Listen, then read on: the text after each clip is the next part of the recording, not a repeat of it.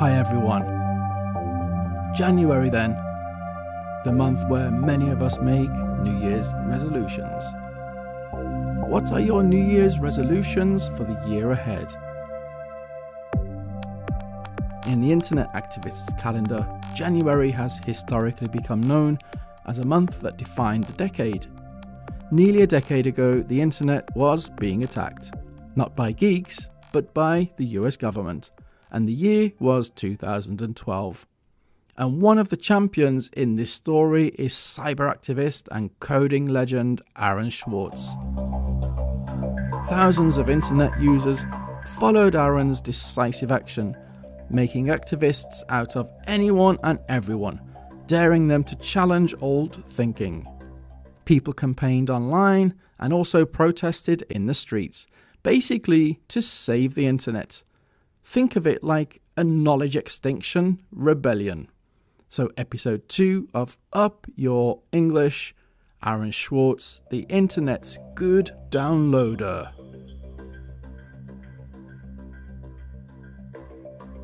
Before getting into the main part of this episode, I want to explain a little bit about the idea.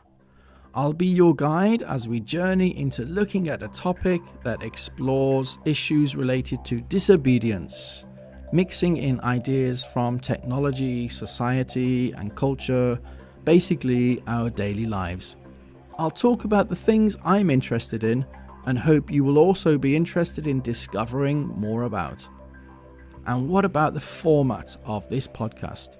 Head over to the website upyourenglish.net. and you can get access to a transcript accompanying each episode. Some of these episodes have been re-recorded from an academic lecture series on technology and society. So let me tell you something about that. Most people who do podcasts usually have, let's say, a proper job. They make a living. Podcasting, you might say, is moonlighting. It's a side hustle. It's not the main gig. So in my professional daily life, I'm employed at an information science engineering school called EPITA, E-P-I-T-A. There I coach apprenticeship students in English and also do a course on technology and ethics. So putting the two together, Up Your English offers a chance to improve your vocabulary and language expression whilst also sharing contemporary ideas. Sharing ideas in any language, let alone a second language, should be on everybody's list. For this episode, we will travel back to look at 1 year in the life of anti-hero, a 26-year-old cyber activist, Aaron Swartz. Between the years 2012 and 2013, he went from riding a wave of celebration in January 2012, publicly winning against the US government, to a sad low point, January 2013, Swartz was sadly found hanged in his Brooklyn apartment just that year later.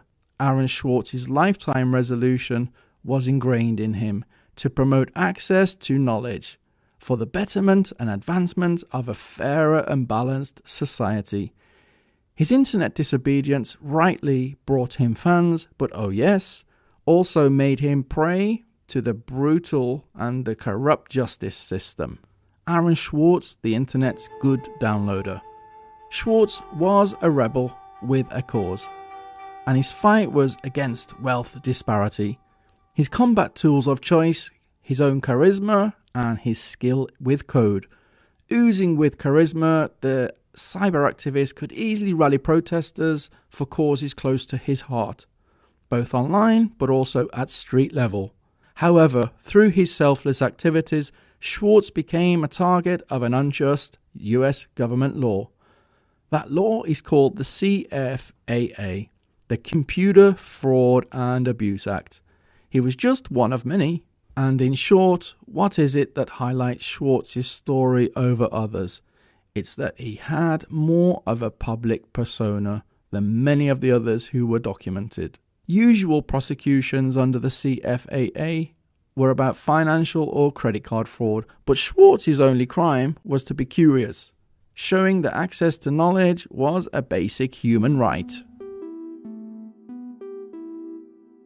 Ahead of unpacking what the CFAA, the Computer Fraud and Abuse Act, stands for, let's look at the pivotal moment where Swartz plays a role in stopping one of the most brutal copyright regulations in the history of internet law.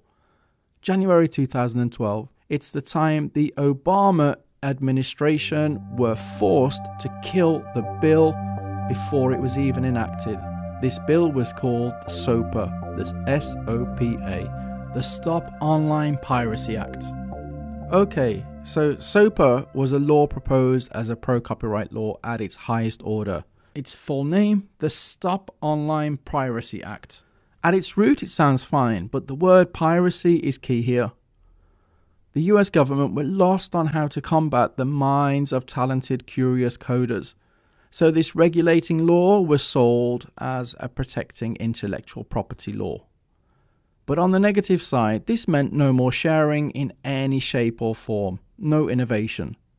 Criminal penalties imposed anything up to 5 years in prison for simply sharing cultural references. And you have to keep in mind that the internet at this time was a creative outlet for the whole online sharing and remix culture that, well, we have today.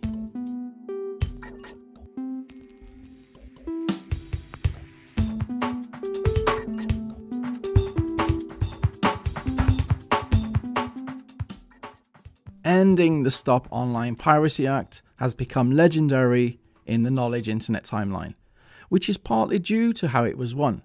It was won using intelligence. Swartz was a visionary, and he pioneered the internet as a good force for disseminating knowledge. And Aaron is in fact the main proponent of today's modern online petition websites.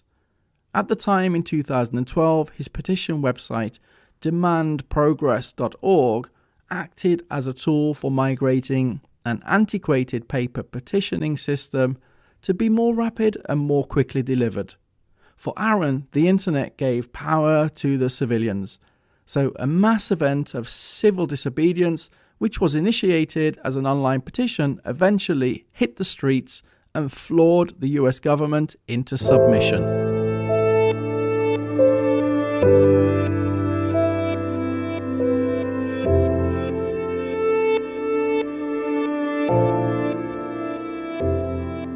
The convergence of online and street-level activism then collided with sufficient energy that on the 18th of January 2012, even major websites joined the protest. They kind of went offline.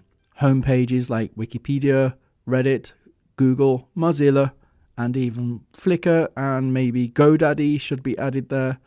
They went black. On the one hand, maybe to symbolize censorship, and on the other hand, to maybe mourn the possible death of the internet through SOPA.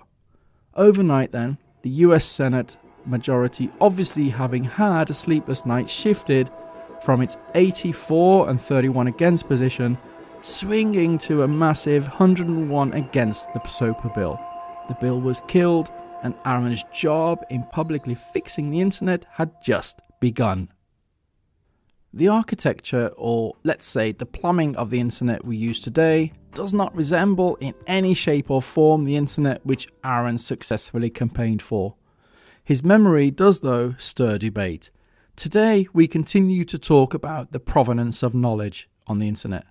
We pose questions like who owns its access? Is knowledge only accessible to those who can afford it? Is knowledge, in fact, a luxury item? Aaron was asking these questions at the same time in the late noughties, 2000s, to challenge an antiquated copyright system, which itself was being sucked into a massive online sharing network, our internet. Here's a brief chronology of Swartz's innovations at such a young age. At 12 years old, he won the attention of the adults in the room for inventing an online collaborative encyclopedia, the info.org.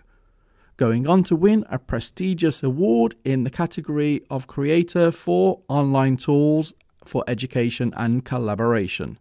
At 14, He then drafted the specification which updates today's modern websites, and that's called RSS. And what motivated him? He mainly saw technology as imperfect. His ideas were forming at the time when the internet was propagating a free culture philosophy, basically file sharing, uploading and downloading. The institutions relying on analog copyright principles couldn't keep up now that more things were being put online. People were sharing ideas, music, film, books, anything that could be digitized, and at such a rapid speed. Aaron brought his level of thinking and technical ability to the problem and set out to modernize, let's call it to modernize the copyright law. Though this shift was a great advantage for knowledge sharing, some, including governments, saw this as a digital Wild West. And it's here the duel would be fought. The US government saw a hinterland for disobedient rogues. Swartz also saw it as a digital Wild West himself, but with little interest in making money, his ambition was solely to fix the web. So not yet in the sights of the Federal Bureau of Investigation, the FBI. At just 15 years old, he built a tool which would redefine the boundaries of online copyright law. You'll know this as Creative Commons. It's a license used today on modern websites like Flickr. To understand the impact Aaron has played in this story of curiosity and disobedience, it is crucial to look at the political and academic terrain in which the knowledge internet existed. Why am I using this term knowledge internet? It's a term I've decided characterizes how the internet was developing in the years running up until Swartz's untimely death. This includes corners of the web for uploading and disseminating citizen knowledge, geeky knowledge, and research knowledge. Each of these became known, one as Wikipedia, the encyclopedia for general citizens, then we have Reddit, the geeky corner of the web, and then online academic journal repositories such as JSTOR for cataloging published research. So let's dissect this Wikipedia, Reddit, JSTOR imperative.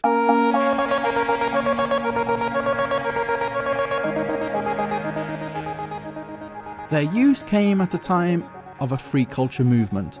But as we've seen, Swartz wasn't advocating free, but more correctly, access. And he was criticizing publishing companies for creating what was to become a competitive marketplace of ideas and knowledge. The internet's own punk, an original thinker, Swartz is the mind behind many of today's major domestic internet protocols, the plumbing and pipelines making it actually flow. In the wake of Swartz's death, he leaves as his legacy a trail of salient internet functionalities which he either built solely or co-authored using his knowledge and his abilities. To upload a blog post, for instance, to edit a Wikipedia entry, to read the news on your iPhone, to easily find podcasts, to use Flickr photos, to petition governments online. All of these are in his canon, with these being his main creations, tools which embrace the remix culture of the late noughties, the 2000s. I want to plant this question for you to consider, and that is why. Why does a government push back so hard against a visionary like Aaron Swartz? Especially where they're trying to bring order to, and not only this antiquated copyright system, but also to improve every citizen's access to knowledge. This brings us on to looking at the unfair CFAA, the Computer Fraud and Abuse Act, which even today remains unjust and a rogue law. To do this, let's backtrack slightly.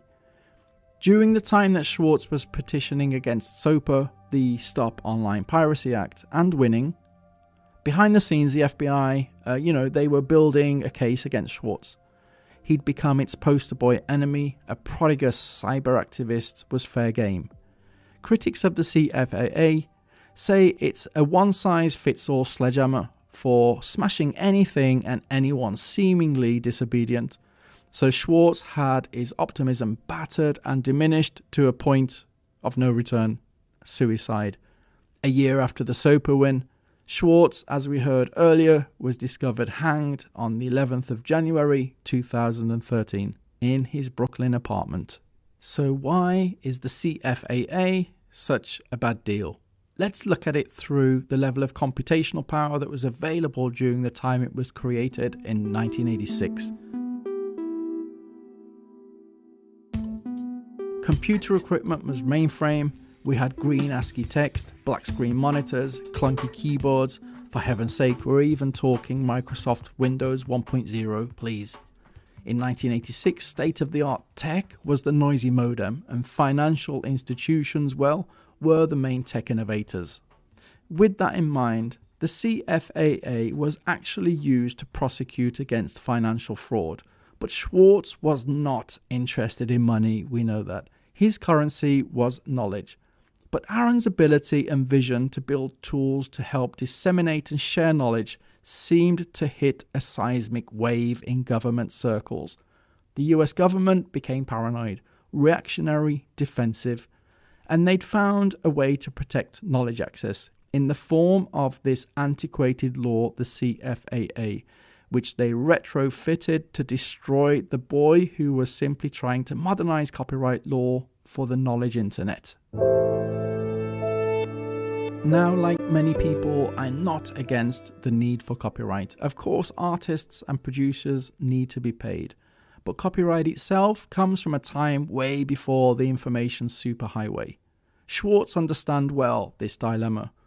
There were growing commercial and corporate uses of the information highway, but the internet was originally envisaged as a free access space for connecting and sharing knowledge and ideas. By 2011, knowledge was quickly being commercialized as a corporate currency. This was by educational journal publishers, charging extortionate subscription fees to access its databases. Journal publishers had then, as Swartz said, become gatekeepers of knowledge, as they always had been. But the difference was the internet, its power for disseminating knowledge in duplicate. So on one hand, these American educational journal publishers could tantalize people with their knowledge, but lock them out if they couldn't afford the subscription fee. In Swartz's mind, the world harbors innovative thinkers everywhere, and latent talent comes from across continents. So limiting access to academic and scientific knowledge to individuals and institutions through financially prohibitive costs is immoral. Overall, his philosophy was and remains in the minds of those who continue to keep his mission alive to make access to knowledge an abundant right. Access can spark innovation. Access can ignite medical breakthroughs. And more generally so, access narrows the gap on inequality.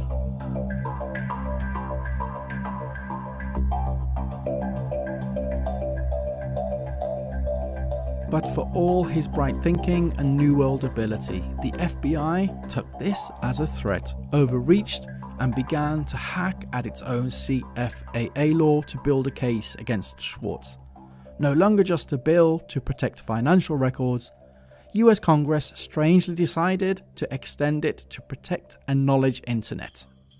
Let's open this up more. This private yet confident 26-year-old American boy basically knew the internet inside out, like the back of his hand.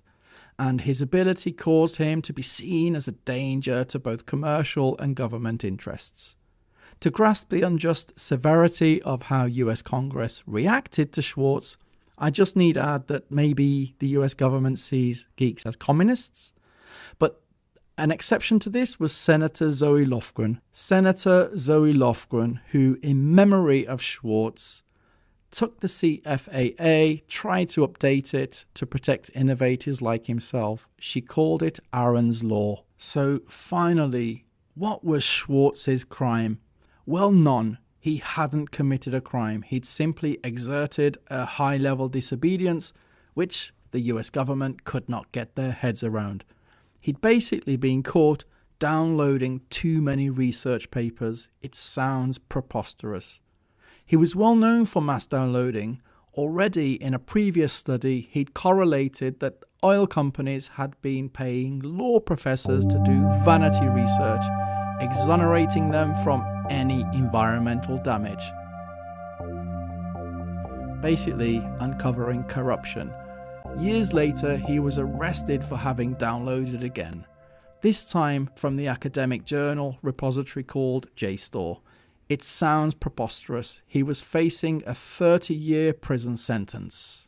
So our good downloader, Swartz, he could have taken a reduced plea of months, reduced from the maximum 30-year prison sentence being given. Colleagues also would no doubt have contributed to paying his spiralling legal costs, reaching millions of dollars. He was indicted for prosecution on no less than 11 accounts of the antiquated CFAA, the Computer Fraud and Abuse Act. Offered a plea bargain of months rather than years, why did Swartz then say no? We have to look at a comment from the documentary dedicated to his memory called The Internet's Own Boy.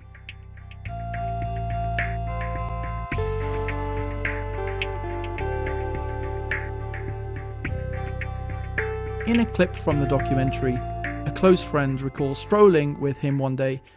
In front of the White House, Washington, D.C., Swartz turned to her declaring, "I want to work there one day." She thinks, with a criminal record even amounting to a few months, that Aaron knew no one labelled a criminal or with criminal activity could rise to government office. Aaron championed curiosity over intelligence. Be curious, read widely, try new things. A lot of what people call intelligence boils down to curiosity. Aaron Swartz, the internet's own boy, the internet's own punk, the internet's good downloader.